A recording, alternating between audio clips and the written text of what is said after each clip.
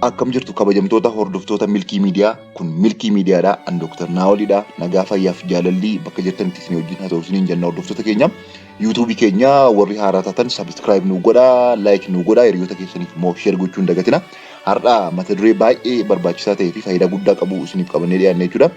Mata dureen nun har'a isiniif qabannee dhiyaanne karaa ittiin mala salphaa ittiin afaan Ingilizii yeroo gabaabaa yookiin immoo yeroo yartuu ji'a 3 haga ji'a 6 hin calle gidduutti afaan Ingilizii sirriitti dubbachuu fi sirriitti barreessuu, sirriitti dubbisuu ittiin nu dandeessisu kan barsiisaa tokko malee ofii keenyaatiin ittiin afaan Ingilizii ittiin baruudhaaf nu gargaaru qabannee dhiyaanne jechuudha. Hordoftoota keenya nu wajjin turaan isiniin jenna. Egaa malli inni tokkoffaan maaludha? Hordoftoota keenya malli inni jalqabaa galma mataa keenya kaawwachuu jechuudha. Galma mataa keenya kaawwachuu fakkeenyaaf akka jechuun torbee kana keessa waan akkasii baruun qabaa, torbee 2 gidduutti waan akka kanaa baruun qabaa, torbee 3 keessatti waan akkasii baruun qaba jennee galma tokko kaawwachuu jechuudha. Hordoftoota keenya malli inni lammaffaan afaan Ingilizii qaama jireenya keenyaa part of our life qaama jireenya keenyaa gochuu jechuudha. Qaama jireenya keenyaa gochuu jechuun maal jechuudha? Yeroo deemnu, yeroo hojii keenya deemnu, yeroo rafnu, yeroo teenyu, yeroo bashannannu afaan Ingilizii wantoota afaan Ingilizii fakkeenyaaf miidiyaalee afaan Ingilizii dhaan dabarsan dhaggeeffachuu, daawwachuu, muuziqaa afaan Ingilizii dhaggeeffachuu fi wantoota akkas akkasii jireenya keenya guyyaa guyyaa keessatti qaama jireenya keenyaa gochuudha jechuudha. Hordoftoota keenya inni sadaffaan namoota afaan Ingilizii akka kana barachuudhaaf yaalaa jiranii paartinaroota yookiin immoo hiriyoota akkasii horachuudha jechuudha. Namoonni akkuma keenya kana kan biraa kan afaan Ingiliziidha sirriitti baranii ittiin dubbachuudhaaf yaalaa jiranii namoota biraa wajjiniin paartinar taane hiriyaa taane isaanii wajjiniin hiriyoota akkasii horachuudha jechuudha. Hiriyoota akkasii horachuun maaliif nu fayyada?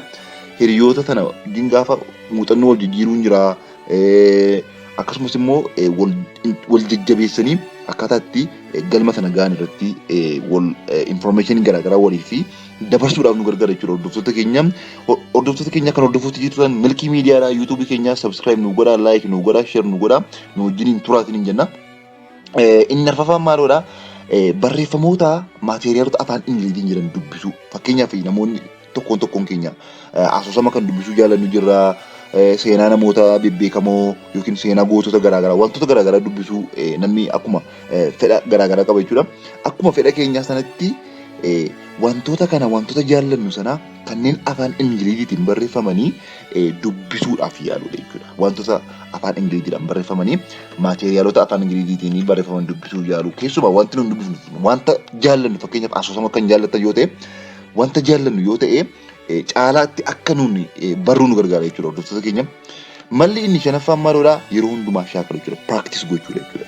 Hiriyoota keenya wajjin yeroo dubbannu mana keessatti yeroo maatii keenya wajjin jirru bakka hojii garaagaraatti practice gochuu shaakaluu jechuudha. Dudubbachuu shaakaluu qaamni tokko malee yoo dogoggora yoo qabaate kun namni kolfaa yookiin immoo natti mufataa yookiin wanta biraa utuu yaadini afaan baruudhaaf caccabsuu jedhamu jechuudha. Practice gochuu jechuudha. Practice makes perfect jedhama.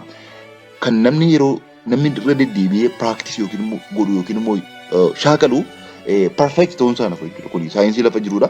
Practice makes perfect waan jedhamuuf yeroo hundumaa shaakaluudha jechuudha. Mufii tokko malee egaa galma kaa'anne sana goolii sana mala jalqabarratti kan itti himne sana goolii sana reach gochuudhaaf practice gochuun dirqamadha jechuudha. Inni ja'affaan hordoftoota keenya mala ja'affaa irra geenye irraa inni ja'affaan maalidha? Fakkeenyaaf gaafa culture yookiin immoo aadaa afaan Ingilizii gaafa jennu akkuma afaan Oromoo gaafa jennu aadaa wajjiniin dhufa jechuudha. Aadaa Oromoo keessaa muuziqaan jira, geerarsi jira, wanti nu gargaara shubbisoonni garaagaraa jiru jechuudha. Akkuma kana gaafa afaan Ingilizii baruudhaaf jennu sana immoo cultureonni yookiin immoo aadaan isaanii wajjin wal qabatee jira jechuudha. So culture sanas fakkeenyaaf culture sana jibbuu hin qabnu jechuudha. Yeroo isin jedhu culture sanatti attracted taanee culture sana gaafa jaallannu culture sana wajjin kan wal qabatu afaan culture sana wajjin wal qabatu baranna jechuudha. Fakkeenyaaf ayyaanota afaan biyya Ingilizii keessatti biyyoota afaan Ingiliffaa afaan keessatti kabajaman maal fa'aadha? Wantoota celebration akkam akkamii jira maqaa isaanii gaafa isaanii wajjiniin isaanitti attracted taanu afaan Ingilizii isaa wajjin wal qabatu barree salphaatti qabachuudhaaf nu gargaara jechuudha. So kaalcharii illee wal duukaa afaanuma sana duukaa kaalcharii sana addaatti gochuu qabna jechuudha. Hordoftoota keenya kan hordofuutti jirtan milkii miidiyaadhaa mata dureen keenya irraa akkaataatti afaan Ingilizii yeroo gabaabaa gidduutti salphaatti baruu dandeenyudha jechuudha. Hordoftoota keenya yuutuubii keenya sabskiraayib gochuu hin irraanfatinaa, laayik gochuu, koomentii gochuu hin irraanfatinaa hordoftoota keenya. Inni torbaffaan maaloodha? Wantoota dhaggeeffannee audio garaagaraa sagalee garaagaraa dhaggeeffannee samarii isaa yookiin immoo cuunfaa wanta sanaa kaa'uudhaaf barreessuuf yaaluu yeroo garaagaraatti. Wantoota garaagaraa fakkeenyaaf amma bannee dhaggeeffanneetu onlaayinii irratti kan argamu wantoonni akkasii banneetu maal goona wanta dhaggeeffanne sanaa samaraayiz gooneetu cuunfaa isaa barreessuudhaaf hammuma dandeenye yaallachuudha. Har'a borii yaaluu yeroo hundumaa shaakaluu akka kanattiin jechuudha. Inni saddeettaffaan maaloodha? Onlaayinii yookiin immoo intarneetiitti fayyadamu. Intarneetiitti fayyadamnee weebsaayitoota garaagaraa baay'ee jira. Kanneen afaan Ingilizii sirriitti barsiisanii weebsaayitoonni jiru, yuutuubii irra viidiyoon garaagaraa jira. Jara fayyadamnee onlaayinii intarneetii fayyadamnee sirriitti shaakaluu jechuudha yeroo hundumaa. Intarneetii fayyadamnee sirriitti shaakaluu jechuudha. Inni salgaffaan maaloodha? Namoota kan biraa kanneen akka kana barsiisaa tokko malee afaan Ingilizii ofii baran baay'ee namoota baay'ee jira jechuudha.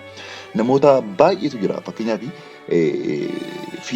fiilmiidhuma waan afaan Ingilizii yeroo hedduu waan laalanii fiilmii waan jaallatanii fi namoota afaan Ingilizii sirriitti baran hin agarra jechuudha. Barsiisaa tokko malee.